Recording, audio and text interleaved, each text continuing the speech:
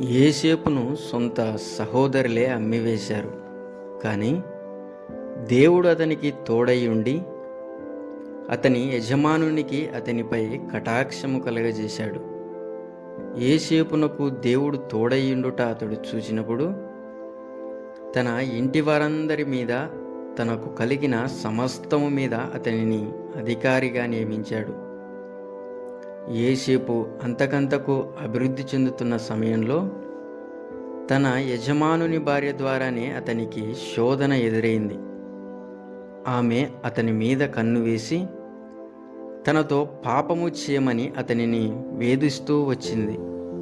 కానీ యోసేపు తన దేవునికి భయపడి ఆమెతో పాపము చేయడానికి ఏ రోజు ఒప్పుకోలేదు.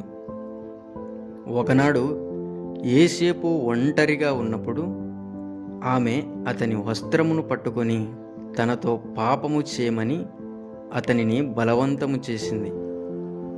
అయినప్పటికీ యోసేపు ఒప్పక అక్కడి నుండి పారిపోయాడు. దీనితో యోసేపు తనకు లొంగకపోవుట చూచి అతనిపై అసూయతో అతడు తనను అవమానపరిచాడని తన భర్తకు అబద్ధం చెప్పింది. తన యజమానుడు యోసేపు మీద కోపపడి అతనిని చెరసాలలో వేయించాడు. అయితే దేవుడు యోసేపునకు తోడయ్యుండి తరువాయి కాలంలో యోసేపును ఐగుప్తు దేశమందంతటి మీద అధికారిగా నియమించాడు.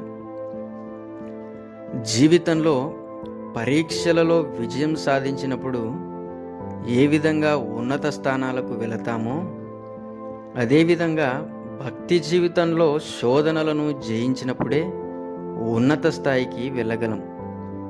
అందుకే యోబు అంటాడు, ఆయన నన్ను శోధించిన తరువాత నేను సువర్ణము వలె కనబడుదును అని.